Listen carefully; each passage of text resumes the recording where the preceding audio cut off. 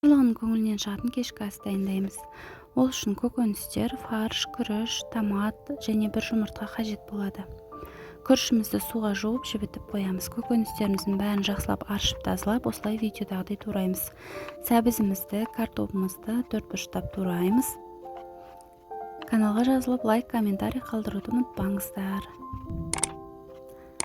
Пиязымызды осылайдан жарты кольцо етіп тураймыз. Қызып тұрған қазанымызға кішкене май қойып жіберіп, пиязымызды, сонан соң сәбізімізді салып жақсылап қуырып алатын боламыз. Кейін картопымызды салып қуырамыз.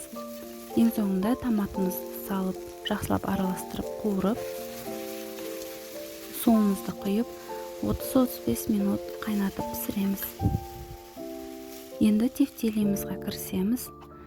Мен осындай бір пияз пайдаландым. Измельчительдің көмегімен жақсылап майдалап алдым. Енді үлкен ыдысымызды алып, жаңағы майдаланған пиязымызды, күрішімізді саламыз. Фаршымызды салып, бір жұмыртқамызды салып, тұз бұрышымызды салып, қолдың көмегімен жақсылап араластырып дайындаймыз. Қолымызды кішкене сулап алып, осындай тефтелі жасаймыз. Шариктар жасаймыз қолдың көмегімен. Барлығын жасап, дайындап қоямыз. Жаңағы қайнап тұрған сорпамызға тефтелиларымызды бір-бірлеп саламыз.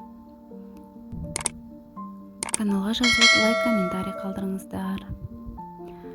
Осылай барлығын салып, және 20-25 минуттай пісіреміз жай отта.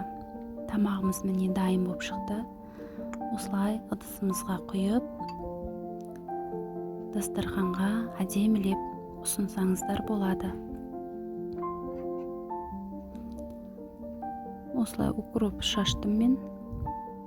Іші де барлығы әдемі пісетін болады. Ас болсын, жасап көріңіздер. Барлығының көңілінен шығатыны сөзсіз. Каналға жазылуды ұмытпаңыздар.